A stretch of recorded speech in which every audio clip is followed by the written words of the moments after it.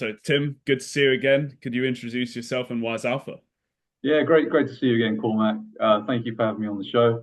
My name's Tim Ganny, Managing Director, Head of Strategic Partnerships for Wise Alpha. I've been in the business for about 6 years. Prior to that, working in wealth management for about a decade or so. Wise Alpha is a bond trading platform.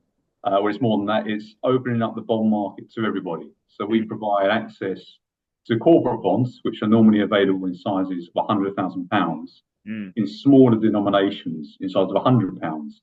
It okay. means that companies like Netflix, Ocado, Goldman Sachs can be available to clients in Mm, those sizes so they can build themselves a diversified bond portfolio. So it's for individuals to utilize, like people like you and I. mm, But then we also have a partnerships side of the business to enable banks, brokers, wealth managers to utilize the tech that we've built in-house and to empower them to enable their customers to invest in bonds on a fractional basis. okay, very cool. So, on that, through the wealth advisor side of things, is that almost like a white labeled approach? Is it they're still sending their clients to your platform? How does that look? Yeah, there's a number of kind of ways we can partner with an institution. So Mm, one of the ways is a deep integration, a white label model, white label approach where it will look and feel like their platform, but Wise Alpha is empowering that using our operations, mm, using our technology, using our API connectivity. And so to give you an example, we're doing a deal with a large bank in the UAE mm, to open up the Sukuk market, Sharia compliant bonds. okay. And that's really, Wise Alpha has spent, over a year integrating with different divisions within that bank. So from their wealth management portal to their payments team to their, bond trading desk. On the other hand, we also have what we call a bonds trading portal. So if you're a UK wealth manager and you perhaps want to connect to our marketplace, you can do that very quickly and seamlessly. But the beauty is you can upload all of your clients onto that dashboard. You can build model portfolios and then just allocate your clients accordingly. So it just takes out the headache for the wealth manager, for the advisor, makes it a much more seamless approach for them when advising their clients on investments. And right now, it's very appealing for individual clients to access bonds directly, but rather than going down the fund route. And the Mm, reason for that is corporate bonds in the UK, for the most part, are known as qualifying corporate bonds, mm, which means the capital gains is tax free. Now, if you're holding those bonds outside of an ISA, then that means it's very appealing to invest in qualifying corporate bonds mm. rather than investing in a fund where the capital gain is exposed to capital gains tax. Yeah. Okay, that makes sense. That makes sense. So what would you so you've got the direct to consumer channel, you've got the Yeah. B2B to C channel, and then is there much action in the true B2B space of where Wise Alpha would just go straight to a business and that business is the end user? Um, I think this product is more appealing B to B to C Okay. because the fractional nature of it means if you're an institution such as an asset manager or bank, then you can buy the bonds in their minimum sizes. So yeah, B to B to C is where we see scale in the business. Hmm. And what is the split between the direct to consumer and the B2B to C market? Yeah, well, we've been going for 8 years. So we were founded in 2016, FCA regulated and authorized in 2016. That's right, actually founded in 2014, but FCA regulated, Okay. authorized in 2016. And we started out as an organic business, so direct to the consumer. And so the lion's share of our business right now is, direct from the consumer, Hmm. where we have, you know, thousands of investors using the platform. And we have one major partner on the B2B side in the UAE, that that we've discussed, and we're talking to multiple partners both in the UK and in the UAE. So right now we expect the scale of the business to grow from B2B to C, but also but we have the lion's share of our revenues right now is from B2C, and we're also expanding on that area. For example, we've just launched a high yield bond ISA, the first innovative finance ISA to enable clients in the UK to invest in corporate bonds on a fractional basis. And so we expect that to ramp up the growth on the organic side. Yeah. Okay. And how are you going about attracting or generating these clients? Because I think the ISA space for the end user seems to be a bit of a people treat it as a bit of a minefield. Obviously, it's not as risky as people believe, but I see it as quite an educational sell. But how do you guys see it? Yeah, I think you're right, Paul Mac. I think education does play a huge part in investing, and perhaps more so when it comes to the bond market. And so, we have the Wise Alpha Bond Academy for individuals, clients to learn about the asset class. It's an online tool via learn.wisealpha. You can do it at your own pace, and it goes right from the basics of what a bond is, that instrument, right through to some advanced math that you would find in the CFA qualification. So it's a good tool. So I think that's very important, education. We also think PR is important. So we want to be out there in the media, both mainstream publications and also using social media. So we did an interview on Sky News last year talking about the democratization of the asset class for everybody. And now we've opened up that so that individuals, no matter who you are, whether you're a sophisticated investor or what the FCA deems an ordinary retail investor, you can now access our products and invest in fractional bonds. So yeah, that's kind of how we see things. So it's social media, it's mainstream PR publications, and it's also education. And also we want to build a community. So we have a very strong investor base, equity investors in Wise Alpha across the finance industry, and so they are our community that we work with and to raise the profile of Wise Alpha across finance industry and further afield. Okay, yeah, great. So I'd put them into three parts of the sales funnel. Would be paid traffic, organic traffic, and then you're also with the communities like owning that engagement or owning that traffic. So it means that they can stay in your ecosystem. So then it's naturally generating more and more business. Okay, and then on the B2B to C side of things, how does that look? What is the approach there? Are you tending to follow the same approach? Is it very different? Yeah, it's a little bit different. So on that side, there's different types of partners. There's banks, global banks, international banks, like we've spoken about in regards to the UAE. And so on the back of that partnership, we're seeing other interest from that region that we're engaging with. In terms of the UK, we do email campaigns, so that can generate some interest. We like to attend conferences to network and raise the profile amongst wealth managers and IFAs.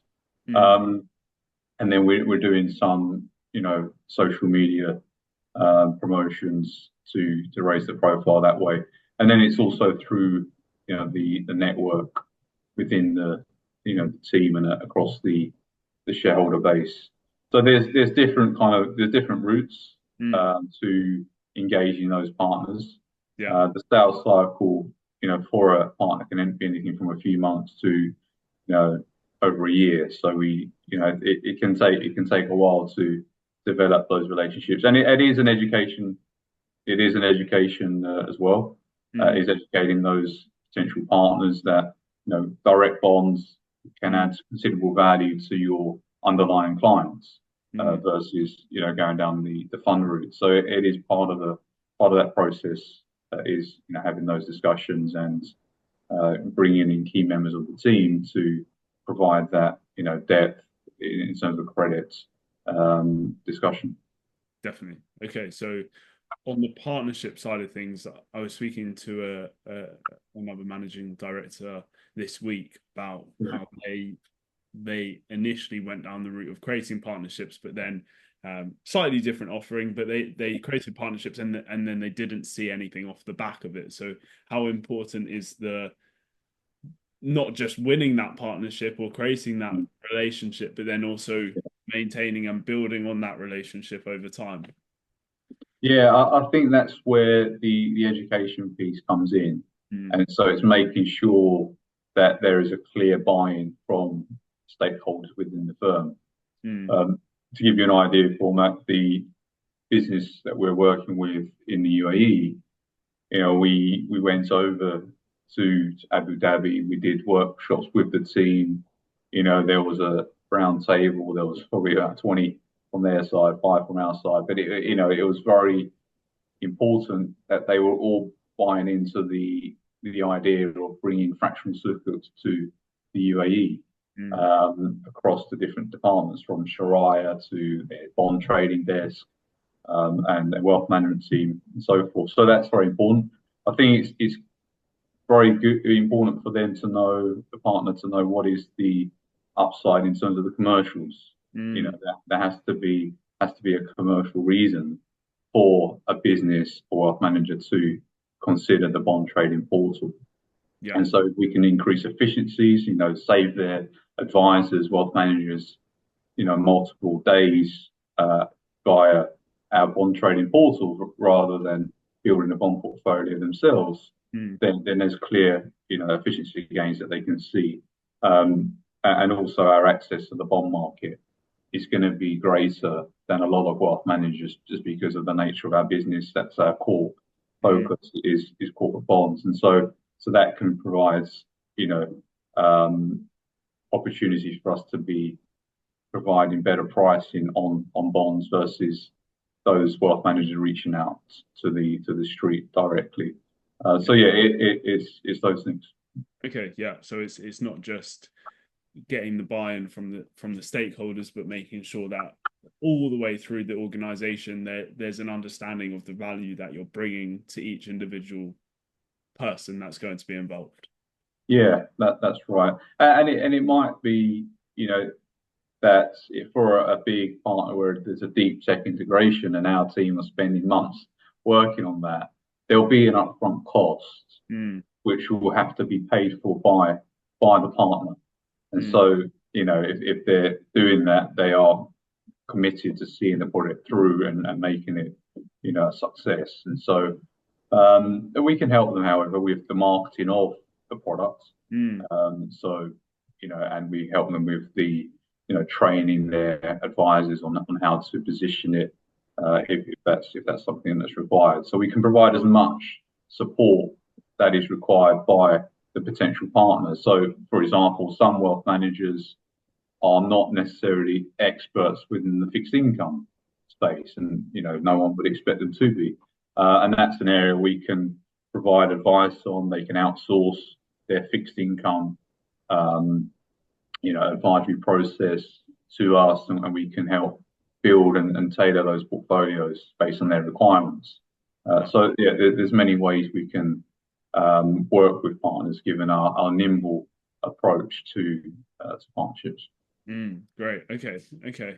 And then, and we wind back a bit. You mentioned going through lots of different channels to make sure that you're basically covering off every possible avenue Yeah. to front of these people. I'm curious if you've had any failures in sales channels before, and maybe ones that I usually find it's the ones that I think are going to work the best, work the worst. It is just my rule of thumb. So I wonder if you've had any that you've thought would work really well, the nature of the channel, and then for whatever reason haven't worked, and why it hasn't worked? Yeah, I mean, there's always challenges in business and bringing partners to fruition, and they can happen for multiple reasons, and so we might be in discussion with a particular partner, have an agreement that we're going to work together, and then just because of the nature of you know the financial or any sector, there's turnover in the business, and Mm, then if someone new comes in at the top, they may have a different kind of goal and objective versus the person that has just left. yeah, And so that can kind of put a spanner in the works, if you like. yeah, And so you have to then start again and rebuild that relationship, discuss the solution, set mm, it all over again almost. And so, yes, to your point, that can and does happen. mm, But we have multiple, leads that we're, always working towards. And so, when you get knocked down, you just get up again, and then you go focus on another opportunity right now, but keep that one working in the background and maintain that dialogue with the firm, mm. and continue to build those relationships. Definitely. Okay. Okay. So it's almost you've seen before, maybe arguably a bit too much reliance on one contact within a firm, and then if they leave, then that whole process starts again. But your solution to keeping that not knocking down your business is by just having the pipeline full, just constantly or looking for opportunities while still nurturing the current opportunities that you've got. Yeah, I mean, that's right, cool, man. And just to clarify, wouldn't say necessarily it's reliance on one contact, but it might be the case that the key decision maker Mm, has has kind of moved on mm, to another firm, and therefore sometimes projects can kind of fall away if another decision maker leader in the business comes in and has a different kind of mandate and focus right then. Yeah, so that's kind of how we've seen things. yeah, fine. Okay, okay. And then what is the plan for the next year ahead, Tim? Where do you want to, if we were talking this time next year? Yeah. So I guess there's two main goals right now. One is increasing the assets significantly on the organic side. So we'd like everyone in the UK always needs to know about Wise Alpha, fractional bonds.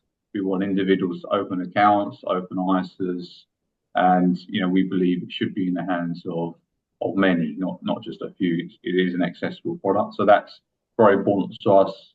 It is for individuals like you and I to be Mm, able to open accounts with Wise Alpha. yeah. So that's one. Two, it's the partnerships, the wealth managers and the banks, and we've got one major partner in the UAE that's going to be announced shortly. We'd like to have two or three, and then certainly a few in the UK, and that's what we're working towards. So hopefully, in a year's time, if we speak, or 6 months' time, we'll be able to show you the kind of progress we've made on those fronts. Definitely. No, that sounds great. Yeah, and I think it's always having complete awareness is always nice, but I think on the D2C side of Mhm. things. But have you got maybe a market share percentage that you're going after within the next year on the D2C side of things, if you can share? The beauty of our products is we're the only company in the UK, or perhaps Europe, providing access to corporate bonds on a fractional basis. So Fine, if you want to buy £100 worth of Ocado, for example, you can't do it outside of Wise Alpha. fine. And so what we are really competing with are perhaps those peer-to-peer Mm, investments that people have had in the past, and some still do, mm, as an alternative to get regular interest payments, which bonds provide.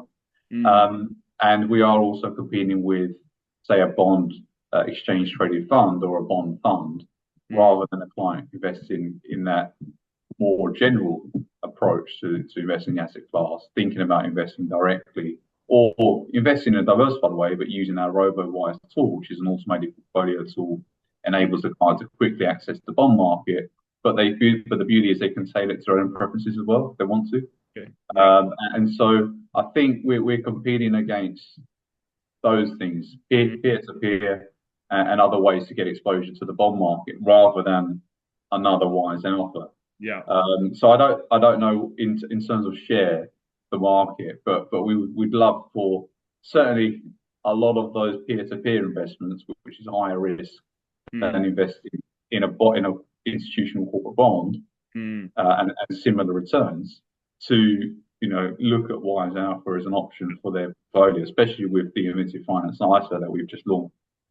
Definitely. Okay, great. Well, Tim, where should people go that are listening that want to either check you out or Wise Alpha?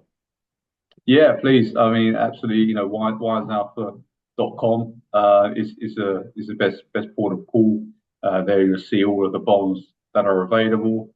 There'll be some information around the asset class. You'll see the profiles of the team, and then a very clear sign up process to get you started on investing in corporate bonds. Nice. Very cool. Well, thanks, Tim. And yeah, been a pleasure speaking to you. Thank you. Likewise, Cormac. Thank you. Speak soon.